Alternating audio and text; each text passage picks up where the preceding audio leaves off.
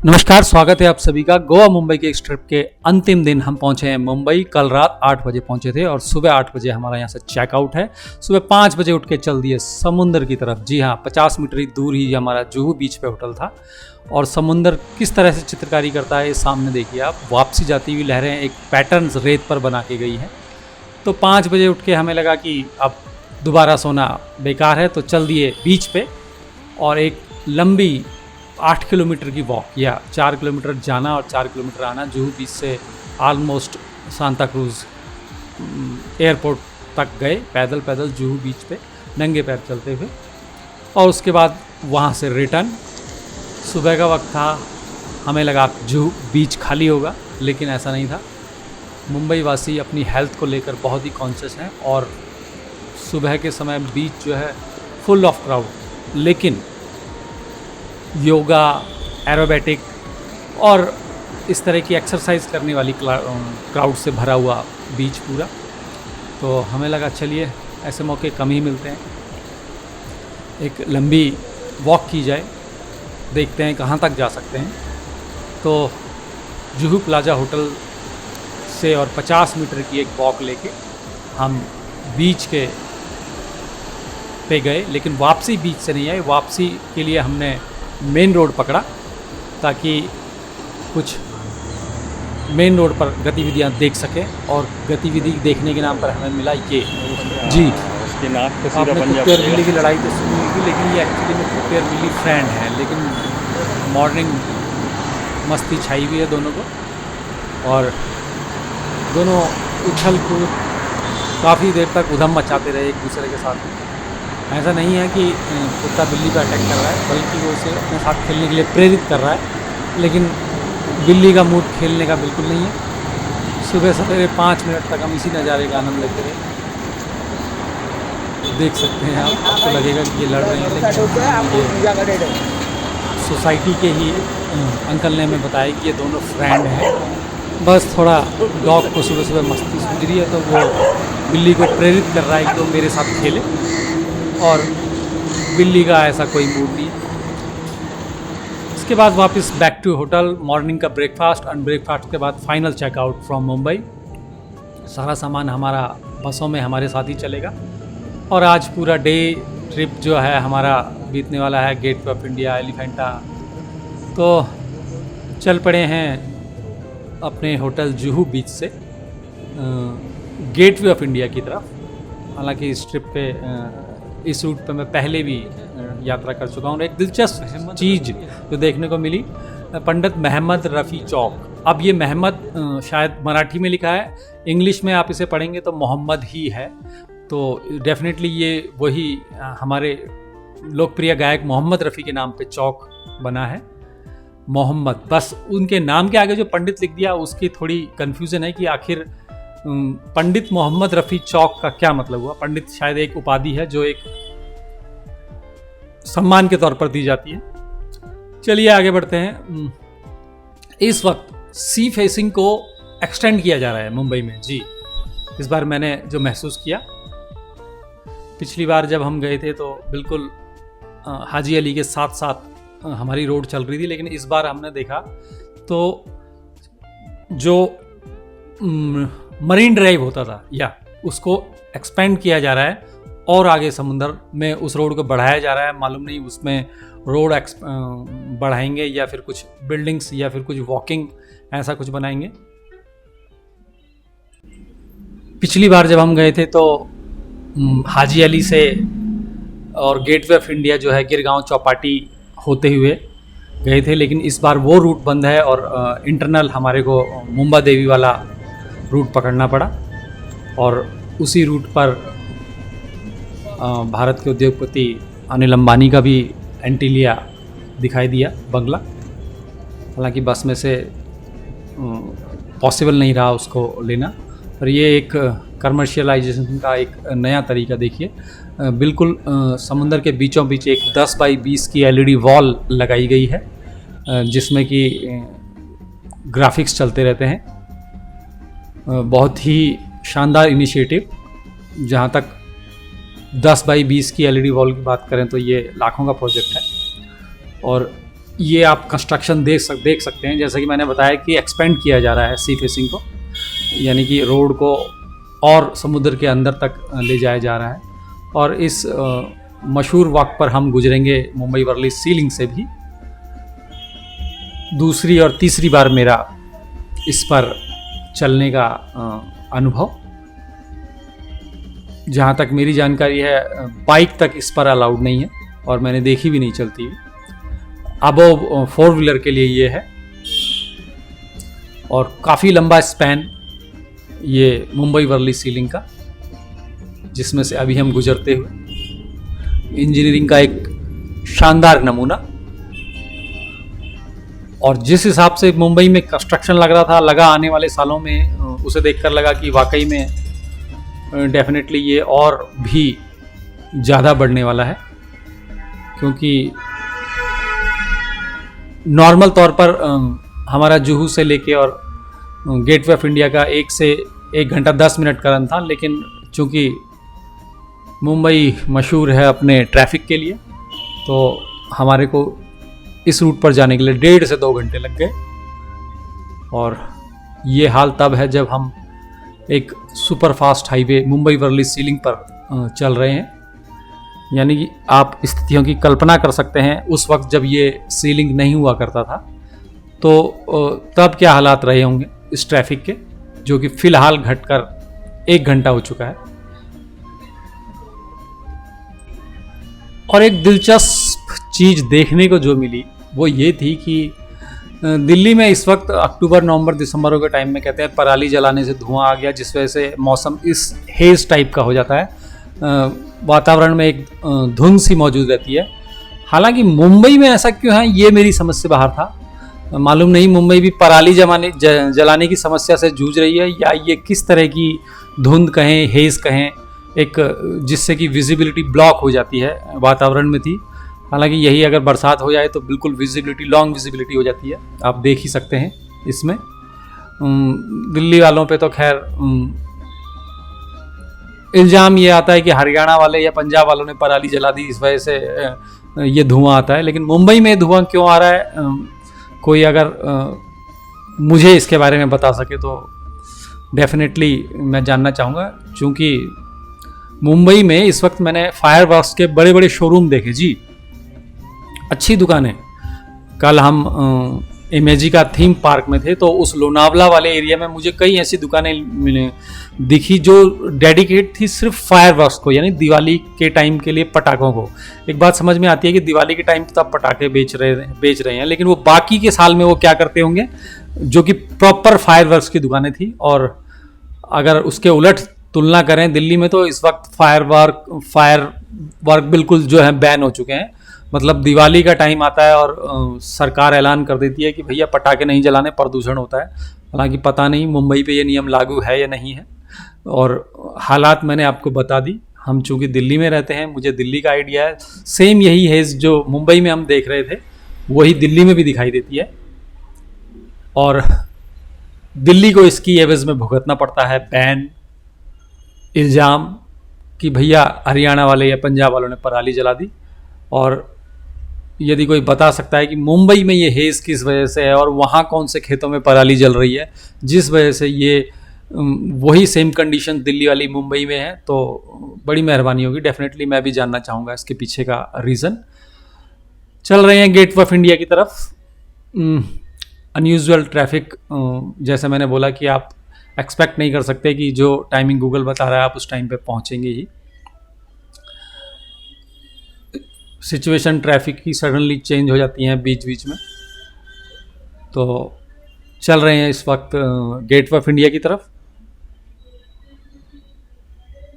और रास्ते में CST भी जी, CST भी, ये टावर आप जो देख रहे हैं सामने, ये CST का टावर है जिसे आपकी छत्रपति शिवाजी टर्मिनल्स कहते हैं। मैं लाइफ में मुंबई पहली बार तब गया था जब ये CST ना होकर VT हुआ करता था। यस, मुंबई VT, उसे VT कहा करते थे, विक्टोरिया टर्मिनल्स। और काफ़ी सालों बाद फिर उसका नाम बदल दिया गया। एक लंबे समय तक वो VT रहा, लेकिन जब नाम बदलने के बाद ये CST हो गया। सेम मुंबई एयरपोर्ट को CST कहा जाता है और ठीक इसी तरह रेलवे को CST। जी, छत्रपति शिवाजी टर्मिनल हो गया वो। बिफोर मैं लाइफ में मुंबई तब गया था जब वो VT हुआ करता था। मुंबई के दो मशहूर इंटरनेशनल अंतर्राज्यीय स्टेशन हुआ करते थे रेलवे की, मुंबई सेंट्रल और मुंबई VT। तो 50 मीटर दूर गेटवे ऑफ इंडिया से बसों ने हमारे को उतार दिया है और यहाँ से 50 मीटर की एक वॉक करके हम गेटवे ऑफ इंडिया पहुँचेंगे, क्योंकि यहाँ से बसें फिर पार्किंग में चली जाएंगी और हम बाई वॉक पहुँचेंगे गेटवे ऑफ इंडिया।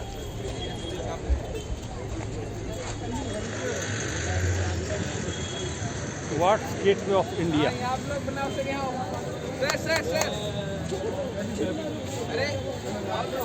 से हेलो टू मुंबई। पहुंच चुके हैं गेटवे ऑफ इंडिया और famous iconic place of Mumbai. बगल में आप देख सकते हैं ताज hotel. Yes,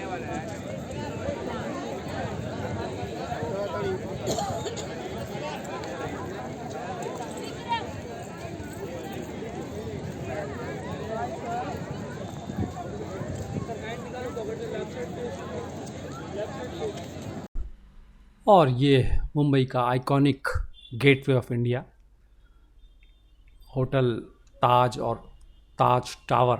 ji, both are 5 star hotels. Gateway of India पे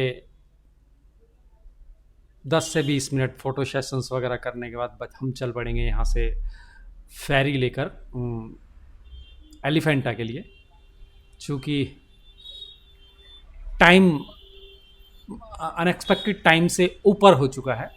तो 1 घंटे की ये एक राइड है फेरी की। देखते हैं हमें वापस आने में कितना टाइम लगेगा। लंच हमारा यहीं है, वापसी गेटवे ऑफ इंडिया के पास में ही।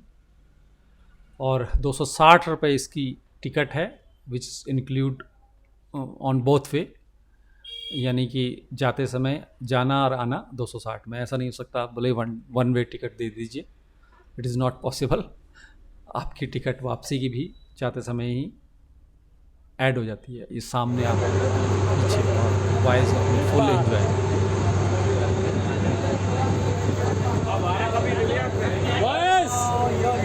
हाउ द जोश? लो बता रहे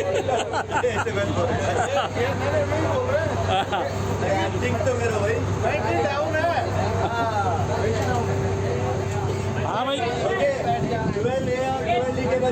बॉयज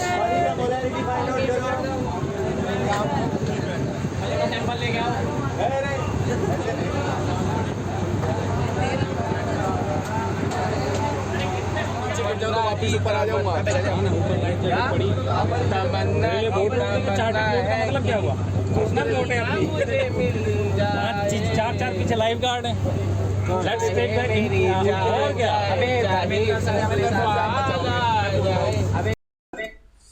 जी, तो चल पड़े हैं एलिफेंटा के लिए। 1 घंटे 20 मिनट समथिंग 10 मिनट की ये राइड होने वाली है। डिपेंड करता है कि हम वाटर स्ट्रीम के अपवर्ड जा रहे हैं या डाउनवर्ड जा रहे हैं, क्योंकि ये एहसास वापसी के समय हुआ। हम धारा के साथ बह रहे थे तो स्पीड अच्छी थी, इस वक्त धारा के विपरीत बह रहे हैं तो चल रहे हैं तो स्पीड थोड़ी कम है। और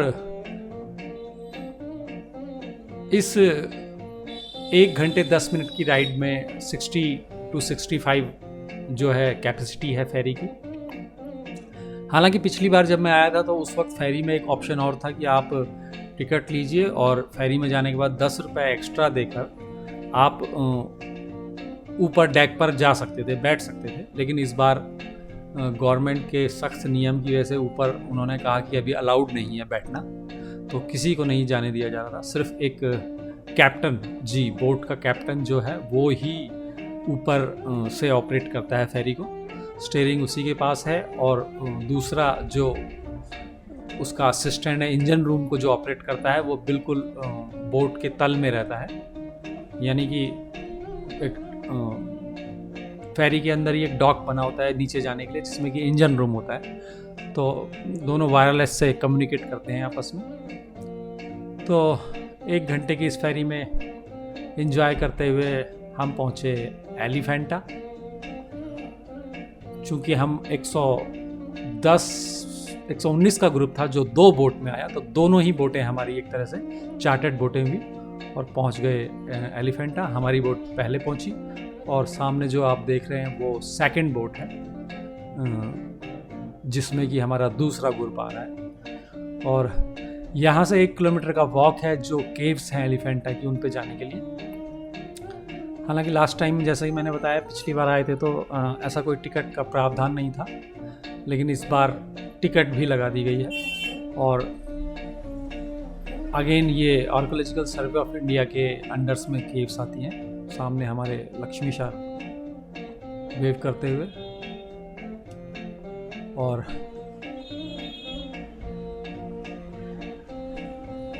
मालूम नहीं कौन सी इंजीनियरिंग बोट में लगती है रिवर्स फॉरवर्ड किस तरह से, तो एक उसको डॉक करना भी काफ़ी दिलचस्प था उसे देखना, किस तरह से फेरी को डॉक किया जाता है जेट्टी पर। 2-3 प्रयासों के बाद वो अपनी एग्जैक्ट पोजीशन में आती है जहाँ से फिर आप उतर सकते हैं, कोई हड़बड़ी नहीं।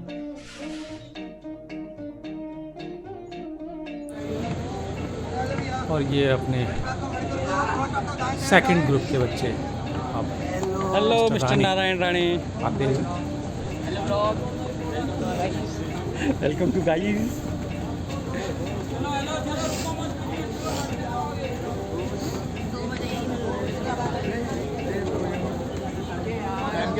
कोई नहीं, बढ़िया है, जल्दी निकल।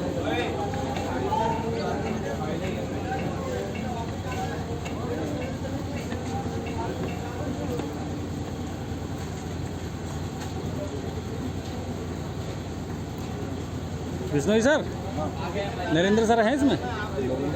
नहीं आए ना?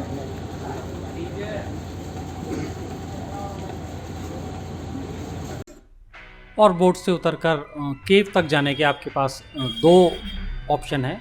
बाई वॉक है 1 किलोमीटर का, या फिर आप 20 रुपये की एक टॉय ट्रेन की टिकट लीजिए, इंक्लूड इनकमिंग आउटगोइंग, जिससे आप केव तक पहुंच सकते हैं। और जैसा कि मैंने पहले बताया कि लास्ट टाइम जब हम आए थे तो किसी तरह का कोई टिकट नहीं था, लेकिन इस बार केव पे भी एंट्री टिकट लगा दिया गया है।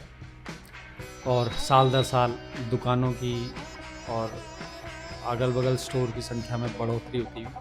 और एलिफेंटा केव, जिनके बारे में आप जानते ही होंगे, तो ये गवाह हैं पुर्तगालियों के क्रूर शासन का। जी, किस तरह से एक एंशंट साइट को डिस्ट्रॉय किया गया, मालूम नहीं किस माइंड ऑफ स्टेट में किस उससे किया गया कि मूर्तियों को छत विछत कर दिया गया है। अभी वो अपने पूरे उसमें नहीं है जो उनका मूल स्वरूप हुआ करता था। देख सकते हैं आप किस तरह से उनको तोड़ा गया है। और भगवान शिव को समर्पित हैं ये पूरी साइट। शिव, पार्वती, आप देख सकते हैं इनमें किस तरह से एक शानदार साइट हुआ करती थी किसी टाइम में, लेकिन पुर्तगालियों ने किस तरह इनको डिस्ट्रॉय कर दिया, मूर्तियों को छत विछत कर दिया गया है। अब देखा जाए तो एक अवशेष मात्र ये रह गए हैं, लेकिन फिर भी एक आर्कोलॉजिकल साइट है। डिफाइन किया गया है उस काल को, उस वक्त को कि मूर्तियों के माध्यम से। और सॉलिड ग्रेनाइट, जी, एक ये विशाल शिवलिंग अंदर मौजूद एलिफेंटा केव्स में है। तो मात्र 20 से 25 मिनट का ये आपका विज़िट रहता है, जिसमें कि आप इस साइट को देख सकते हैं और फिर खाने पीने के लिए बाहर। और एलिफेंटा के विज़िट के बाद वापस चल पड़े हैं गेटवे ऑफ इंडिया की तरफ। वापसी फिर से 1 घंटे सवा घंटे की हमारी यात्रा होने वाली है। इस वक्त हम डाउन स्ट्रीम जा रहे हैं, तो बोट की स्पीड भी अच्छी, और इस यात्रा पे एक दिलचस्प चीज़ देखने को मिली। जो 5-6 लोगों का क्रू था बोट का, कैप्टन को एकदम से समुद्र में मछली दिखाई दी, आप सामने देख सकते हैं। अब मछली की हालत ऐसी थी कि वो पलटी हुई थी, यानी कि कह नहीं सकते वो जिंदा थी या मर गई थी, लेकिन तुरंत बोट पे इमरजेंसी ब्रेक मारे गए और उन्होंने उसे काफ़ी बोट पर लाने की कोशिश की, लेकिन वो शायद जिंदा थी, तो वो फिर गहरी डाइव लगा के नज़र ही नहीं आई इनको। तो काफ़ी 10 मिनट तक जद्दोजहद चलती रही मछली को ढूंढने की, लेकिन वो उनके हाथ नहीं आई। उनके ऑब्वियसली एक शानदार लंच का जुगाड़ हो जाता जो हाथ से उनके निकल गया। हमें लगा कि इमरजेंसी बोट पे ब्रेक लगाने का क्या रीज़न हो सकता है। जब देखा तो कैप्टन को दूर से मछली नज़र आ गई थी, इस वजह से वो ब्रेक लगा के उन्होंने सोचा कि उसे पकड़ा जाए, लेकिन वो हाथ में। और ये दूसरा ग्रुप हमारा सामने वाली बोट में सफ़र करता हुआ, साथ में ही दोनों बोटें वापसी के लिए चल रही हैं गेट ऑफ इंडिया की तरफ, जहाँ पे कि समय हमारा लंच होगा। और समय हो चुका है शाम के 4 से 5 बजे का, ओवर हो चुका है लंच का टाइम, लेकिन लंच करके हमारी चूँकि रात की फ़्लाइट भी है, हम चाहेंगे टाइमली एयरपोर्ट पहुँचा जाए। चलिए।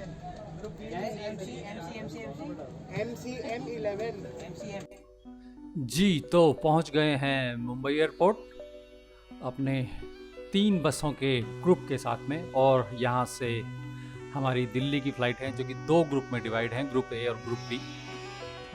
ऑलमोस्ट 60 और 60 के 2 बैचेस हैं। तो ये 2 अलग अलग टाइम पे डिपार्चर होंगी, एक 10:45 की फ़्लाइट है और एक 11:45 की। तो अप्रॉक्सीमेट टाइम पहली फ़्लाइट का 1 बजे दिल्ली पहुंचने का है। तो चूंकि एक लंबा ग्रुप था, इस वजह से 2 घंटे 2.5 घंटे पहले हम आ गए, और आ गए तो कोशिश ये की कि लाउंज एक्सेस का फ़ायदा उठाया जाए, और उठाया भी। चूँकि प्रीवियसली भी मैं मुंबई टू दिल्ली आ चुका हूँ, उस वक्त नहीं उठाया था, तो हमने कहा कि चलो इस बार लिया जाए। और नॉर्मली 2 रुपये में ये शुरू होता है, और मैक्सिमम जो कि मेरे कार्ड पे 25 रुपीज़ का ये चार्ज किया गया। मे भी पॉसिबल है क्योंकि जो लाउंज एक्सेस था वो अडानी का था, तो थोड़ा यहाँ पे एक प्रीमियम लाउंज टाइप लाउंज है। जैसा कि लास्ट टाइम अहमदाबाद एयरपोर्ट पे तो मात्र 2 रुपये की ट्रांजेक्शन से आपने लाउंज एक्सेस का फ़ायदा उठा लिया था, लेकिन यहाँ पे वो 25 लगा। फिर भी वर्थ, कोई अनलिमिटेड फूड्स है, सॉफ्ट ड्रिंक है, और इवन हार्ड ड्रिंक का भी काउंटर है which is payable, and at least minimum एक बियर जो स्टार्ट होती है वो 800 रुपीज़ से वहाँ स्टार्ट होती है अडानी के लाउंज। डेफिनेटली खाने वालों का पैसा है जो वो पीने वाले पे कर रहे हैं, ऐसा मुझे महसूस हुआ। तो after taking the advantage of lounge we will proceed to aeroplane. और देख सकते हैं आप, क्योंकि मैं बिल्कुल लास्ट में हूँ, 60 हमारे पास सीटें हैं, जिनमें से कमाल की बात यह है कि 3 सीटें फालतू हैं हमारे पास, जो कि हमने कैंसिल भी नहीं कराई, और स्टिल अवेलेबल हैं इस प्लेन में हमारे पास।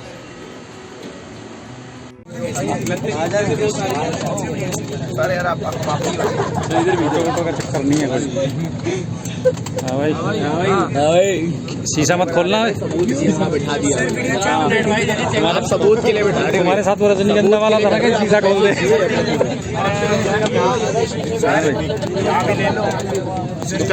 तुम्हारे साथ वो रजनीगंधा वाला था ना, एक शीशा ना खोल देगा। कौन?